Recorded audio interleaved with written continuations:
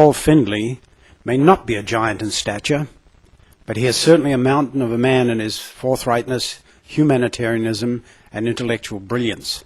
He is a man of honor who is widely respected around the globe. Findley graduated from college in 1943 with a Bachelor of Arts degree. One of Findley's first jobs was to his country, where he patriotically joined the Navy during World War II to serve his country with honor. After completing his service, he began his career as an editor of a newspaper. Later, Findley was elected and served as a U.S. Congressman on Capitol Hill. He stayed in office for 22 years for the state of Illinois. During that time, he was well respected among his contemporaries, both Republicans and Democrats alike. U.S. President General Ford has called Findley a good man and a fine friend. President Nixon also recognized Paul Findley for his work. President Carter publicly praised Representative Findley, and President Dwight Eisenhower respected Findley. During Findley's 11 terms in Congress, he authored several bills that went through.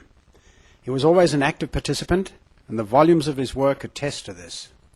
Even in Findley's hometown, he has received recognition for being an outstanding citizen. He has been made an honorary fireman and an honorary policeman as well. He even received the keys to the city. The governor of Illinois named Findley laureate of the Lincoln Academy. While Findley is a Lincoln buff, some have compared this intellectual giant Findley to Lincoln. Findley has received awards for his work with agriculture, and just recently he has been on the cover of the magazine Illinois Times.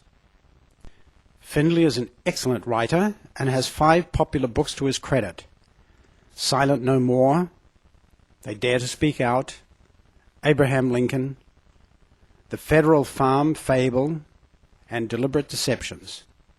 His books have been very well received. His book, They Dare to Speak Out, sold more than 300,000 copies in the U.S. alone. While this book was originally published in 1985, it was recently updated and republished in 2003 and has gained newfound publicity. His other books have been just as popular. Some of Representative Findley's books have been translated into several different languages, including German, Arabic, Farsi, Urdu, Indonesian, and Malaysian. He has received an award from the President of Germany. He is widely respected around the world for his fair and even-handed look at world events. His writings go far on the internet. Although Paul Findley graduated from an American college, he has also received honorary doctorates from several foreign universities. He has received honorary doctorates from several American universities in both humane letters and law, thus giving him the title doctor before his name as well. Findley has appeared on both American and foreign TV stations to give interviews, even in areas where anti-American sentiment might be common amongst some of the general population. Findley's message of fairness and honesty has made him well respected. In America, he has appeared on NBC, CBS, CNN, PBS, ABC, and many other stations, making well over 100 radio and television appearances. When Findley has given lectures in the past, people have come from afar to hear him speak. Even when Findley traveled to South Africa to give a speech, 15,000 people were in attendance. His voice may not be loud, but his messages have traveled far.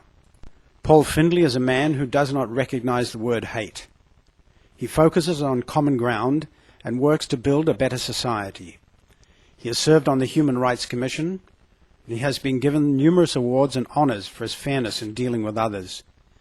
He has even received recognition by the American Muslim Association. Findley is also responsible for preventing age discrimination by stopping forced early retirement.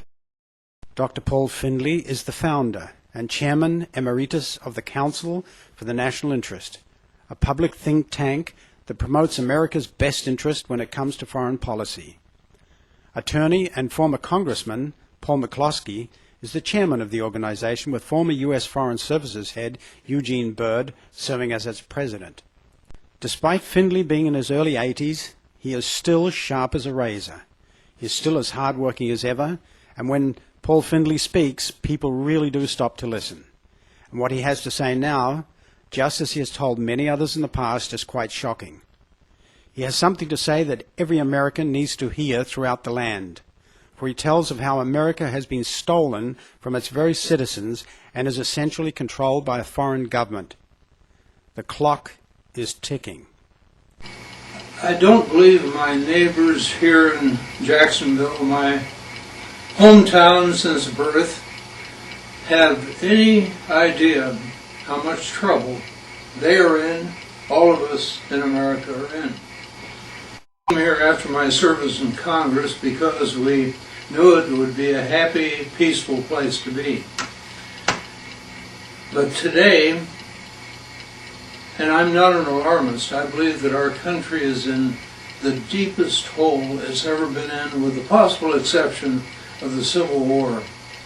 It's deep, it's costly, it's bloody. I mention blood because our troops are now directly involved in the Middle East. They're in a difficult position that I think is going to stay difficult, stay costly. Nearly 1,000 lives have been lost. So far as I know, my hometown here in Jacksonville hasn't suffered its first fatality in the Iraqi war, but that day will come, I'm sure, because many of our citizens are over there now, under orders to do the best they can in Iraq. And the American people need to wake up to certain facts. Facts that should have been apparent many years ago, but for a variety of reasons simply are not. One fact is that Middle East policy is not treated as a foreign policy in Washington. Middle East policy is treated as a domestic policy because the lobby for the State of Israel is the most powerful, most intimidating lobby in Washington, certainly in foreign policy, and probably the most powerful and intimidating lobby of any of the 3,000 or more lobbies that do exist there. What needs to be recognized is that the policy we established for Israel has dire consequences for our entire nation. It's not just a question of money, although we've poured tremendous sums into the State of Israel. I can illustrate that very easily. The Christian Science Monitor, which is a very respected newspaper, recently published the results of a study. And that study reported that over $1.3 trillion is the price paid by U.S. taxpayers for the aid in various forms that we've provided to Israel since the year 1975. $1.3 trillion. That's not billions. That's 1.3 trillion. An immense sum of money. But that's not the real cost. The price we're paying now is a result of the bias in public policy that has characterized our policy towards the Middle East for at least 35 years. And I can speak with some authority because 22 of those 35 years I was sitting as a member of the House of Representatives on the Foreign Affairs Committee. I saw directly what was happening. I tried to change course for our country as best I could. My voice was a very lonely one, just about the only one in the entire Congress. House and Senate together, 535 members, and yet my voice was just about the only one that spoke out. The other voice was Pete McCloskey, my colleague from California. The two of us were really the only voices that spoke out with deep concern over the direction of U.S. policy in the Middle East. Our policy is made by forces here at home, lobbying forces here at home, whose main interest is not the U.S. national interest, but the national interest of the State of Israel. And I'm sure the lobbyists behind this process have never dreamed that the result of this bias in public policy would get us into the kind of trouble we're in today. They wanted a secure Israel. They wanted to defeat every one of Israel's critics here in this country. They wanted to dominate the legislation that deals with the Middle East, and they certainly succeeded. But the bias was totally pro-Israel and therefore anti-Arab, anti-Muslim. And when the bias that we have imposed in favor of Israel has spun out through the area, it has caused terrible misery for several million Arabs called Palestinians. Their plight has been agonizing. The control that our government has had over that their government has had over the policy of our own government has been total. One of the great respected leaders of Israel, former member of the Knesset, their parliament, once said that America rules the world, but Israel rules America. And he was right. Israel, through its lobby, has controlled public policy in the Middle East. This means that Israel has had everything it wanted or ever could use in terms of money, military power, political power, diplomatic power, moral power, public policy power.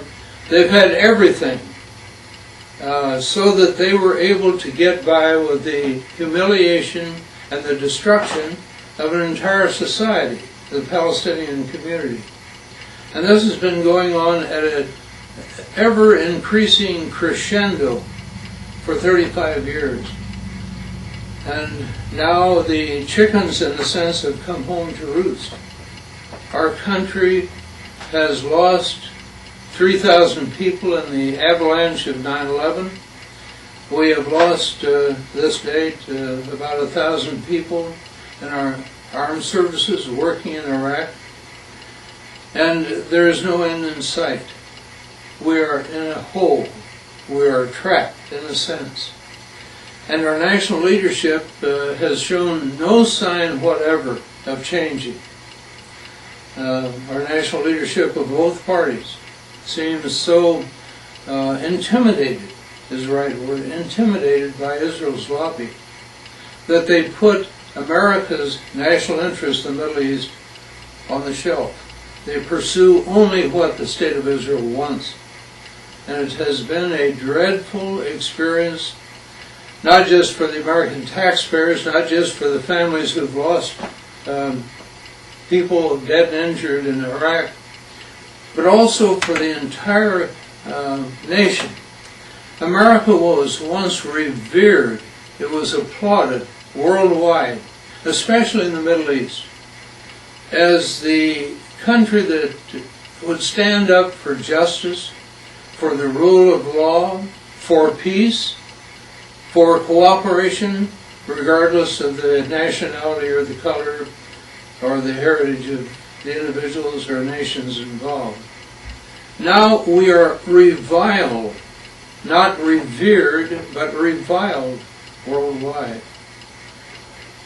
There was a time when the Arab state of Egypt was able to look to America to rescue it from a terrible military assault, an assault undertaken by Israel with the help of France and Britain. And the President of the United States at that time, Dwight Eisenhower, immediately on the eve of his own bid for re-election as president, he was willing to have a public showdown with Israel, to tell them frankly that if you want support from America, you have to behave. Can you imagine a president of the United States telling Israel, you have to behave or you get no help from us. You have to behave or we'll even do our best to get you expelled from the UN. Imagine that. But there was such a day.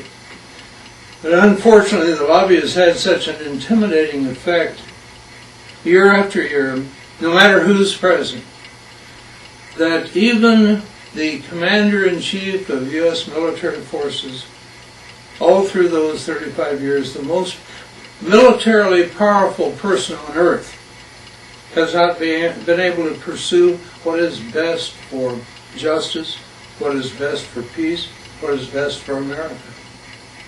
These are very difficult times for the entire world.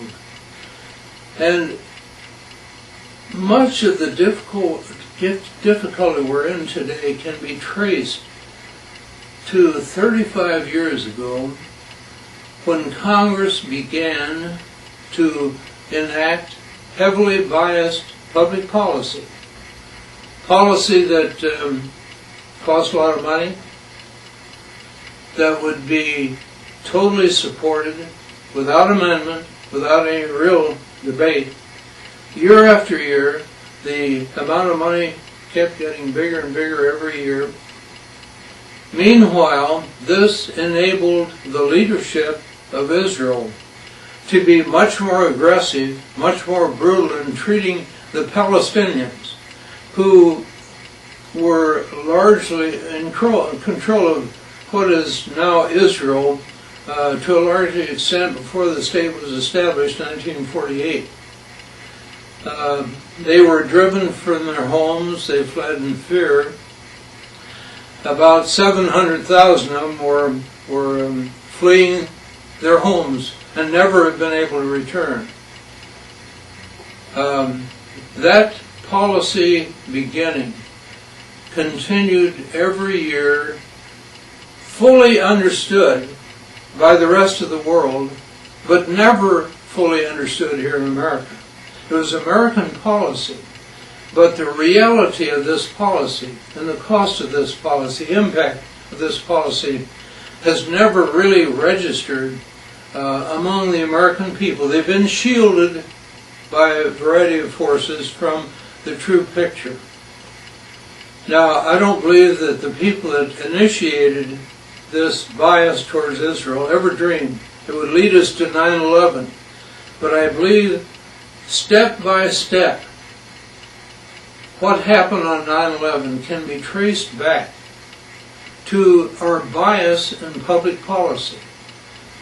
We have been for many years the most powerful nation on earth, with the most immense military and economic resources. And when this most powerful nation made available to Israel almost unlimited support, without conditions, without reservations, without restrictions of any kind, it naturally enabled the leadership of Israel to undertake military action and suppression and oppression to a far greater degree than it ever possibly could have without this support from the U.S. Had this biased support never occurred, Israel would have come to terms, peaceful terms with its neighbors years ago, and everybody would be far better off today. But as it was, Israel was able to use the sword almost without limit, able to maraud through villages, destroy hundreds of Palestinian villages, extend its control over all of what was once Greater Israel 2,000 years ago, which pleased some of the people that were enabled to settle throughout this area. But it certainly caused outrage throughout the entire Arab world, the entire Muslim world. And everyone in the Muslim world knew firsthand of the bias in U.S. policy and the impact that that bias had on the fate of the Palestinians, most of whom are Muslim. And the result has been catastrophic. We are no longer revered, we're reviled. And the repair work is going to take many, many years, and unfortunately it hasn't even begun today. Things are getting worse and worse. I wonder what life is going to be for my grandchildren, and certainly for the next generation beyond that. America today is not the America that my generation fought to protect in World War II. It's a changed America. It's a frightened America. It's America on edge, all because of the bias in public policy. Because this bias happening year after year after year after year, involving billions of dollars, all spent to the advantage of the Israelis, to the disadvantage of Arab Muslims, has caused fury the like of which we have never known as a nation before. It's a time when we need resolute national leadership, but none is on the horizon. I report that with sadness. There was a time when a U.S. president stopped a war in the Middle East, but I see no one on the horizon as yet who has the courage, the wisdom, the good sense to be resolute about policy in the Middle East, make it pro-American for a change. Get away from the bias. George Washington gave us some good advice in his farewell address. He said, avoid foreign entanglements. Avoid a passionate attachment to another nation. Now, he was fearful about the citizens of this country renewing their attachment to the British. That was the foreign country that he feared passionate attachment might occur with. Today, it's not Britain, of course, it's Israel. The passionate attachment that the lobby has been able to generate is an attachment that is simply unknown to most Americans. They have no idea of the devastating impact this attachment has brought upon them. And the price can't be calculated today, and it's going to get bigger as time goes on. It's a cause that I feel I have to be involved in. I've been criticized broadly because I criticize the behavior of Israel. Some people call me anti-Semitic. That's not a fair definition of anti-Semitism. Anti-Semitism, by the dictionary, is hostility to an entire race or nationality or religion.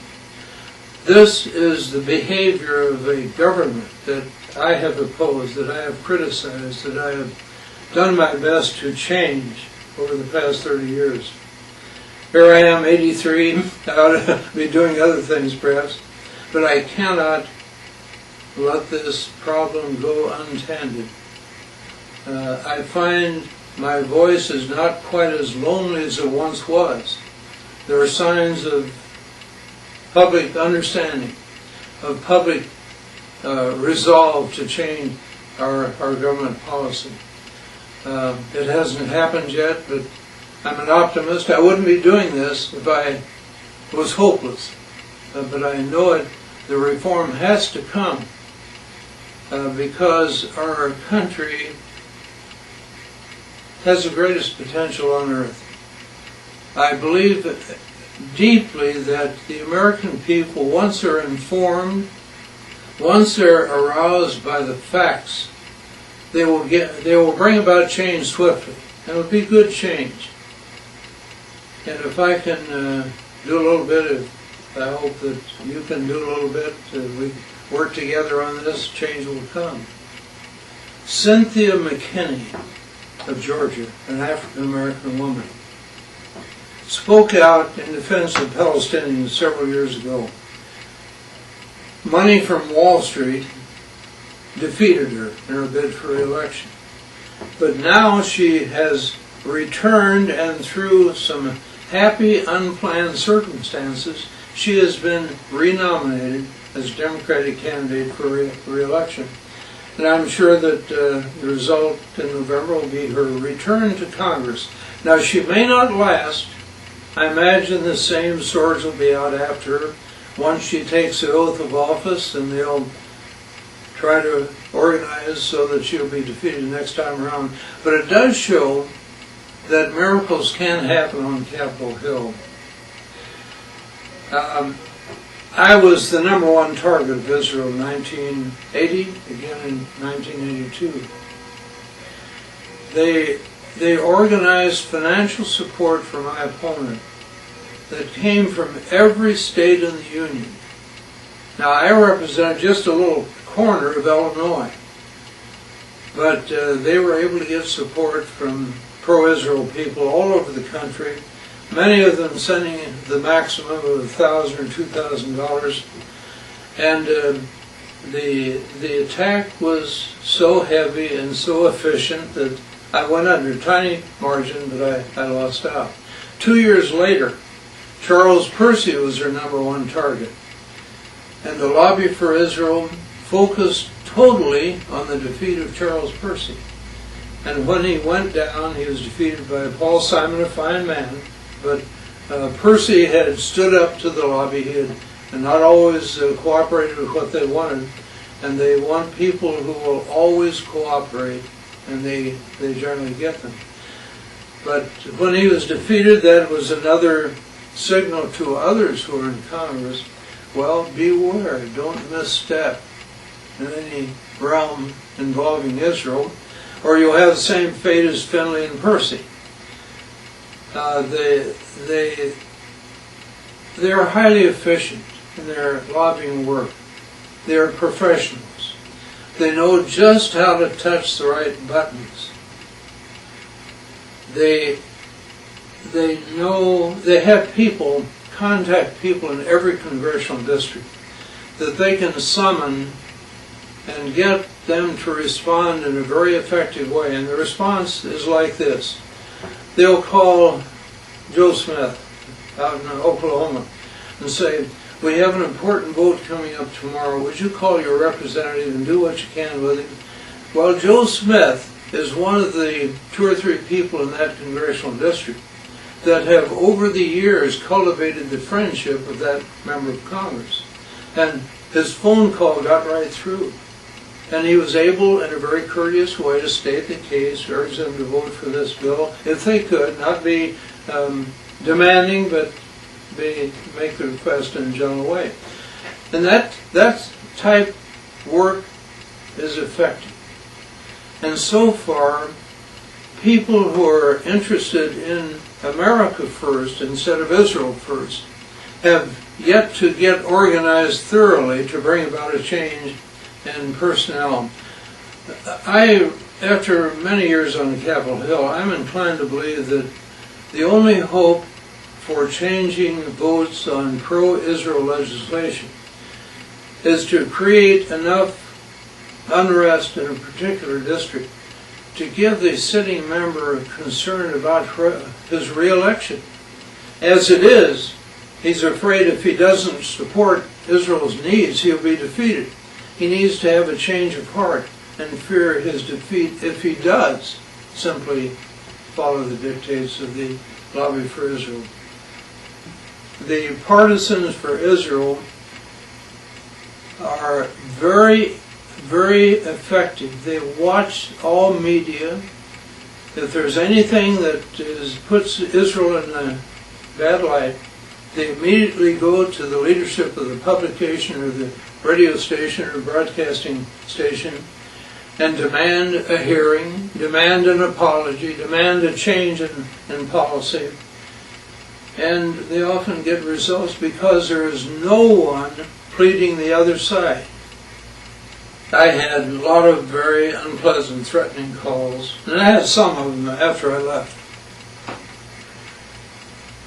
I had a couple that could be viewed as death threats. Those were not numerous, but I had a lot of criticism that ranged from thoughtful analysis. I think thoughtful is the wrong word, but analysis that proved my position wrong, to rather hysterical, insulting letters and other communications. The other day, I guess it's been a couple of years ago, had a telephone call from somebody in New York. And he started out in a rather pleasant way. And I thought, well, here's a guy that would really like to talk about Middle East policy. Then he wound up and he said, well, I want you to know the only reason I called you, I wanted to find out how a dirty scumball really sounded. Well, fortunately, that type of response is rare, but it does tend to keep you on your toes. One of the hopes I'm sure that the leadership of Israel has is that more and more Palestinians will simply leave, give up, quit. But the Palestinians that I know, lead me to conclude that they're not going to give up. They're going to stay with it. They're going to protect their rights as best they can. They're going to try to regain their rights that were taken from them militarily by the Israeli onslaughts. And Palestinians tend to have a high birth rate. The day will probably come when they are more numerous than the Israelis in Israel as we know it today. And that may, demographic trends may help to solve the problem. But as of today, we're in a deep hole because we're so heavily biased in favor of Israel. And the whole world knows it. And they're astounded by it. They can't comprehend why America, with its great cherished traditions, would close its eyes to the dreadful punishment that we have enabled Israel to inflict on virtually defenseless people. Hundreds and hundreds of Palestinians dying. We supply the helicopter gunships with which the military forces for Israel can carry out bombings. No sense of justice, no due process whatever. They decide this guy is a problem, we'll shoot him, we'll kill him. Helicopter bombers are able to pinpoint individuals and shoot them. Often they hit the wrong party or kill other people along with the intended target. And that's commonplace, and it doesn't make any news back here in America because the media that we talked about is just as intimidated about the facts on the ground in the Middle East as the rest of the population. A Jew named Alfred Lilienthal is one of my great heroes. He was a young lawyer when Israel came into being. He immediately wrote a book, There Goes the Middle East. He could see immense trouble ahead. He anticipated the effective lobbying that would occur in America to bring about biased policies, which in turn would cause misery, and that misery in turn would motivate people worldwide to be anti-American. He had a newsletter for many years. He's up in years now, as we all are, I guess. And his newsletter was a great inspiration to many people. He was one of the first voices of reason, of compassion. A Jew who was concerned about the human rights of the Palestinians. One of the first. We need lots of them, and we have a growing number. I'm sure that many American Jews are just as concerned about what's happened to America as a result of our biased policy towards Israel, and what has happened to Israel itself. I think when the history of this period is written, it will be determined very, very convincingly that the pro-Israel bias in American policy was a dreadful influence on the future of Judaism. Without that pro-Israel bias, Israel's principles, its regard for human rights that really made it distinctive in the early years, would never have been corrupted as they have been. Now the state of Israel is sort of the god of many Jews. It's their focus, their center of attention. So Judaism has changed for the worse, just as Christianity has, because Christians are the ones who have, through their unawareness, through their lack of good citizenship, have enabled our government to carry out this terrible, unjust, bias policy. Most congressmen know exactly what's going on. They know that our policy has been dreadful. It's an embarrassment.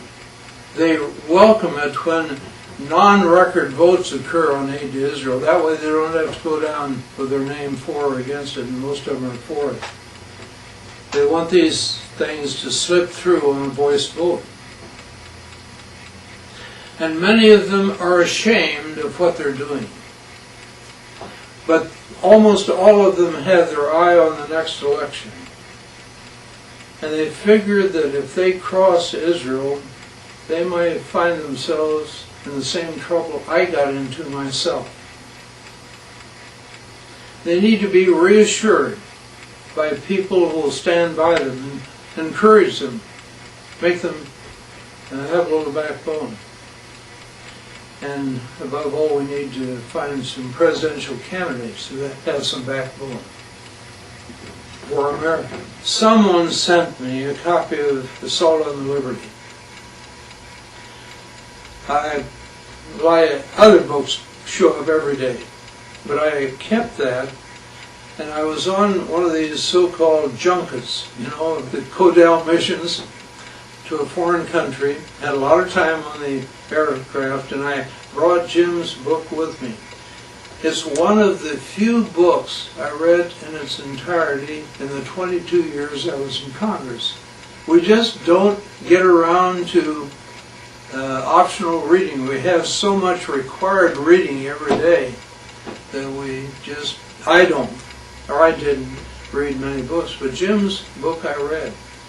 And it was one of the most important motivations to get me started, to get me active in this field. Mrs. Findley and I go to the reunions of the Liberty veterans, not every year, but we've been to at least 5 or 6. And it's such an inspiration to hear the veterans speak. If their story could somehow be brought throughout the nation, into every living room, boy, overnight there'd be big changes in Washington. Because the brutality they suffered is terrible. I think everyone who's worn a Navy uniform has a deep attachment to the Navy. We're proud of it. We want its heroes to be honored. And on June the 6th, I believe it was, 1967, our so-called friend and ally Israel sought to sink the ship and everybody aboard without a trace. No question but what they wanted that to happen. The evidence is overwhelming, there's just no doubt. And 34 sailors died. Some of them burned to death by napalm. Others shot to death on the deck by fighter aircraft. Others killed amidships when torpedo boats put gigantic holes in the side. And these sailors and their survivors should be saluted as among the great heroes of the U.S. Navy. Remember the Maine? That was for so many years a slogan that really quickened the heartbeat. Well, remember the Liberty should have been the same thing, but our president at the time, Lyndon Johnson, was so immersed in and overwhelmed by Vietnam that he made a terrible mistake. He ordered the cover-up of this disaster, this daylight assault on an unarmed ship that caused the death of 34 and injury to nearly 200 others. They should be honored in every way by the Congress, by the President. There ought to be suitable memorials to them in many, many places. The government finally gave the Congressional Medal of Honor to the captain, but not in a ceremony in the White House, as every other Congressional Medal of Honor award was made, but in a remote, unpublicized ceremony at the Navy Yard. Admiral Moore said it was as if they had handed the medal to him under the 14th Street Bridge. It was that minor as an event. It should have been major. Unbelievably, our sailors were threatened with court-martial if they said one word about what actually happened. Sailors aboard the Liberty. It is a story of bravery and survival that's almost unsurpassed. And yet it's unknown today by the American people. Congress has never been willing to have one day's hearing on the subject. I'm trying to think of the last name of the congressman from Florida, Charles, I'll think of his name in a minute. He was a veteran of World War II. He had a limp dating back to the war. He was such a straight arrow that he wouldn't take government-paid trips to other countries while he was in Congress. He took pride in the fact that he never missed a roll call or a quorum call during all the years he was in Congress, and he never did. He was on the Armed Services Committee. He was chairman of the Sea Power Committee. And he was passed over for the chairmanship. They had a little revolution, Democratic side, and he was passed over. And he decided not to run again. It was his last term in office. He was chairman of the Sea Power Committee. He had no chance for advancement in the committee. He had had all of the honors he ever could expect to get. He had no political concern because he was not going to run for re-election. I went in to talk to him. Charles Bennett of Florida. All of us revered him for his patriotism, his attention to duty, and all that. Went in to ask him if he would consider scheduling hearings of the Sea Power Subcommittee that he chaired. It would be a wonderful gesture to the survivors of the Liberty. And I knew that of his great feeling for the Navy, and I hoped that he would consider doing that. He stood up. He was angry. He always used a cane. He pounded the cane on the floor. He said, "I won't do it. All that would do would be to upset some of my friends in Jacksonville, Florida," meaning the Jewish community.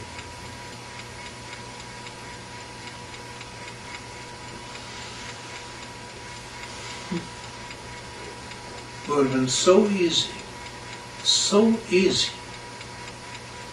And indeed, it would have brought honor to his name for breaking the silence of these years, but he wouldn't do it.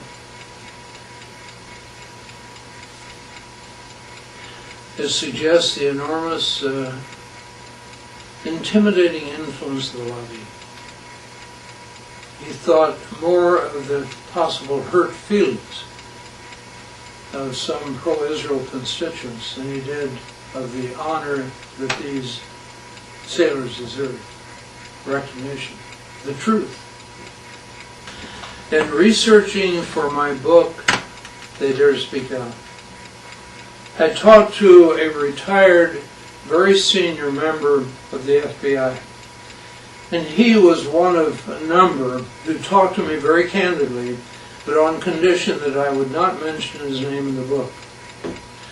I had no one who turned me down for an interview, but a number of them said they would not cooperate if I printed their name. But this one told me that he can remember a time when there were at least a dozen cases of spying by Israel that the FBI did nothing to, because they knew that when it finally got to the top step of the ladder for action, the answer would be no, forget it. Spying by Israel dates way back to the beginning of Israel.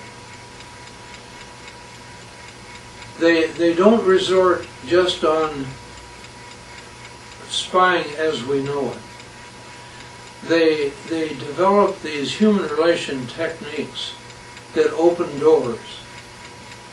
For example, they ingratiate themselves with a particular official that deals with secrets.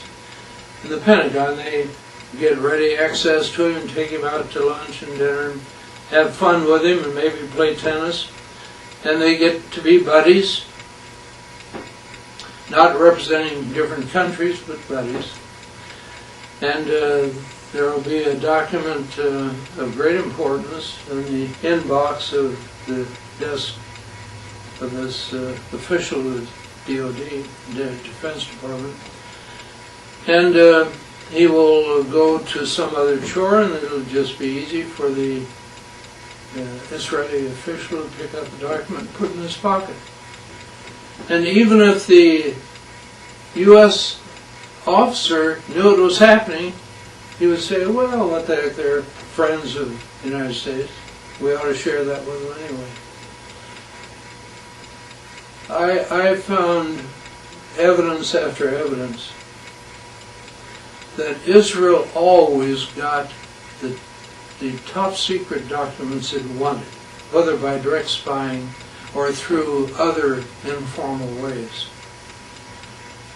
Jonathan Pollard was the one exception. He's still in prison. I still wonder why he was singled out, because he wasn't the only one copying documents by the hundreds. Why did they prosecute him? I imagine it was a courageous agent within the FBI that decided to put his own career on the line and finally pushed it through. Well, I'm glad he did, because the hearings, the aftermath, have brought to light a lot about Israeli chicanery. One State Department official told me that the theft of secrets by Israel was so prevalent throughout the government, that he recommended at one point that they simply let Israel have anything they wanted. They're going to get it anyway. Why force U.S. personnel to be complicit in some of these misdeeds? And the material that has been taken wrongly by Israel has often been copied. It enables them to get into weapons related manufacturing and find markets competing with our own industry in the same field. They always make some tiny change in the product to make it made in Israel, designed in Israel, but the basic element is still a bit of theft from the U.S. government. It, I'm sure, has been a tremendous asset to Israel in its own military aggression against its neighbors. The American people have no idea, I'm sure, that the moment Israel was established, it began using military force as a means of expanding its territory by force of arms. One of the acts specifically outlawed in the Charter of the United Nations, the inadmissibility of the acquisition of territory by force of arms, outlawed by the UN. And our government has witnessed this violation of that law every day since, and has provided Israel with the wherewithal to do it. We just maybe cluck or tap their wrist a bit, but let it go on. We have never, except for the administration of Dwight Eisenhower, really insisted on obedience to the law. It's not too late. Actually, the lobby for Israel in the realm of Middle East policy owns the entire Congress, not just select few. They focus on the committees that handle the bills dealing with legislation for Israel or for the Middle East. You can go through the list of Republicans, Democrats alike, and you'll find, I don't think you'll find anybody that's critical of Israel on the committee. In fact, you can't really find an outspoken critic of Israel anywhere in the Congress. Anywhere.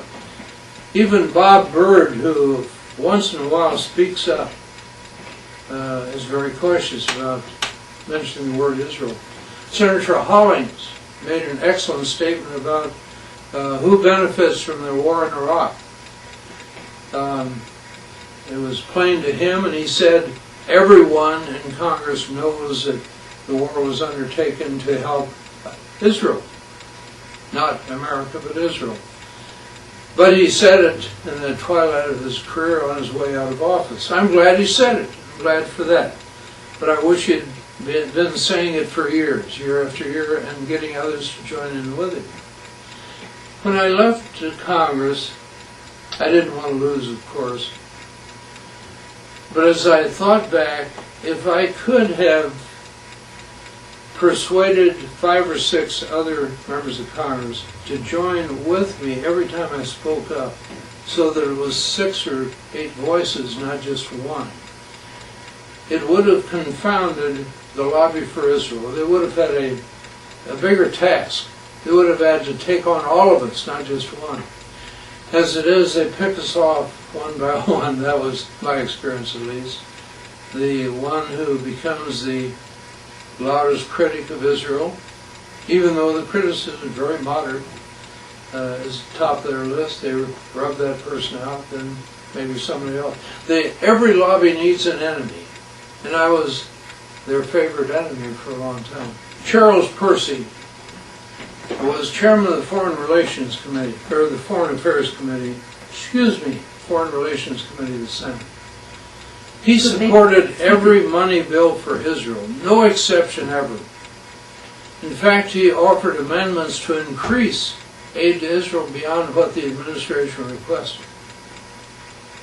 You'd think he would be guaranteed enthusiastic support from the lobby for Israel. But his sin was supporting 2 bills that provided military assistance, very moderate military assistance to Saudi Arabia. Bills that Israel opposed. And those bills were enacted. They are the only 2 bills that Israel has opposed that became law. And Percy voted for both of them. And for that reason, when Paul Simon came along wanting to get in the Senate, they backed him and spent all of their resources that year to defeat Percy. He was one of them. Pete McCloskey, Paul McCloskey of California, was sort of a rebel on other occasions. He ran for president against Richard Nixon for a while. He was a candidate for nomination against Richard Nixon because of his opposition to the Vietnam War. He wanted Nixon to close it down fast, as I did.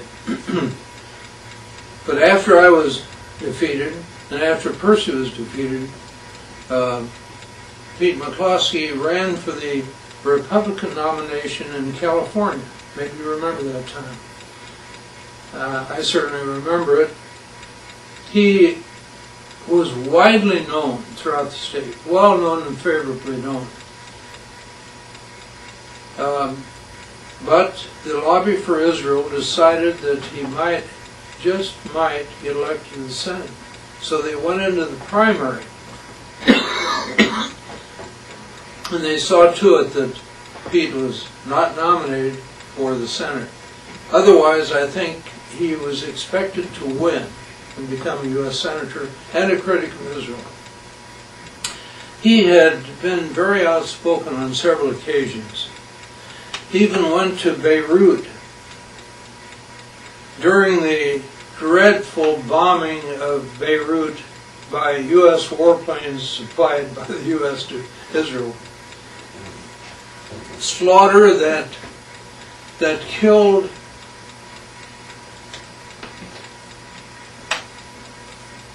four times as many innocent civilians as those who died in New York on 9/11. He went there and he met with Arafat. And that was a brave act.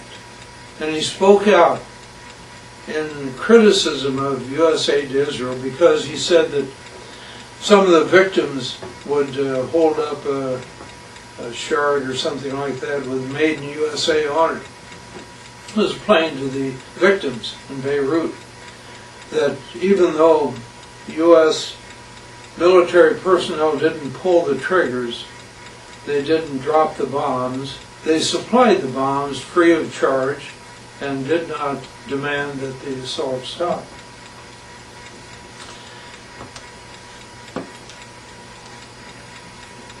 Adlai Stevenson,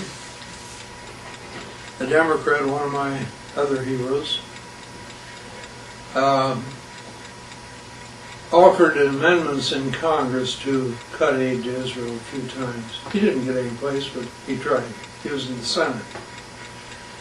He decided to run for governor of Illinois, a position his father had occupied with distinction. And there is no question but what the lobby for Israel in Chicago area singled him out for trouble, passed the word that he was really anti-Semitic, and cost him enough votes to deny him election as governor. Those are the big names that went under. Cynthia McKinney was defeated because she was rather outspoken about Palestinian plight while a member of the House, and a great lady.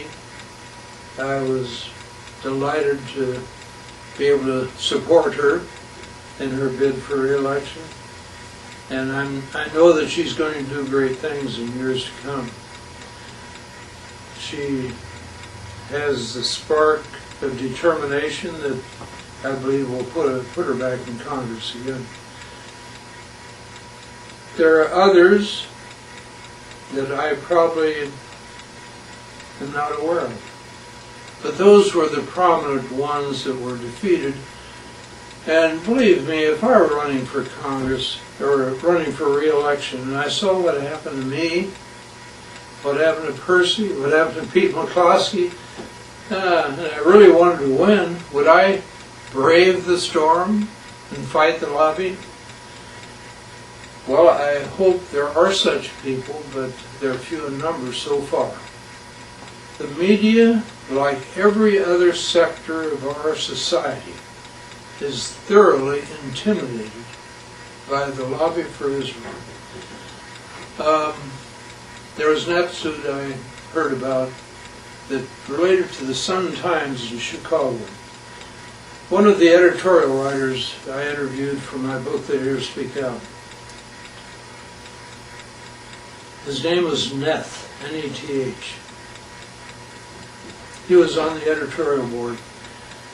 He said, well, I want you to see how things work. Every day there would be a delegation of Jews outside the office wanting to be heard. They had some complaint about this or that story or editorial. And they did a good job. They kept pressure on until they got something in the way of retraction or correction. And I said, well, how often did you have any delegations there complaining about the injustice of Palestinians or any characterizations of Islam that were incorrect?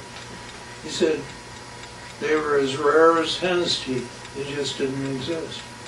So you can understand the scene in the editorial offices sometimes. All they got was pressure from one side and nothing from the other side.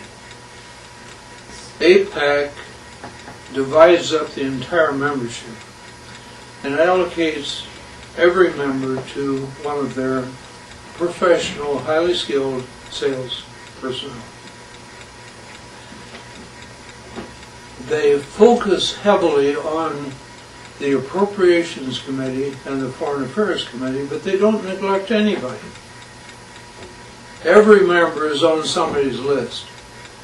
They watch what they say, watch the resolutions they introduce, they make their acquaintance, they try to be on cordial, friendly terms, and for the most part, I think they're very reliable. I had a man assigned to me named Ralph Nurnberger, a PhD, a great guy, and he never once misled me on anything. But it was his job to watch my every move.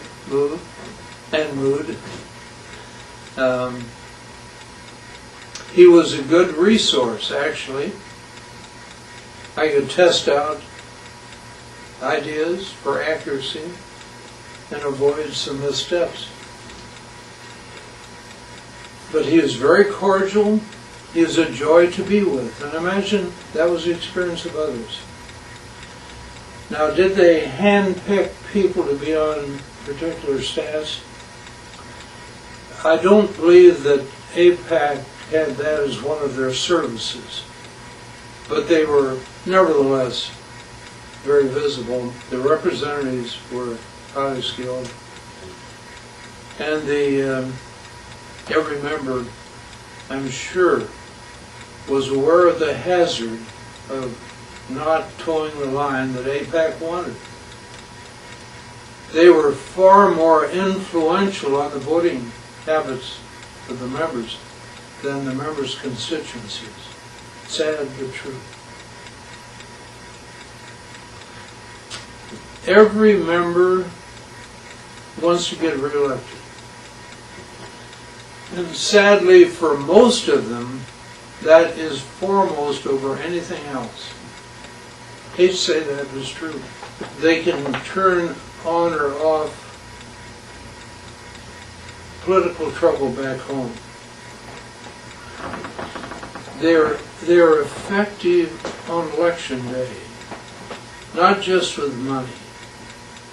But if they have somebody they're having difficulty controlling completely, they're apt to line up a good candidate to oppose that member. And of course the member will realize that and naturally be sensitive.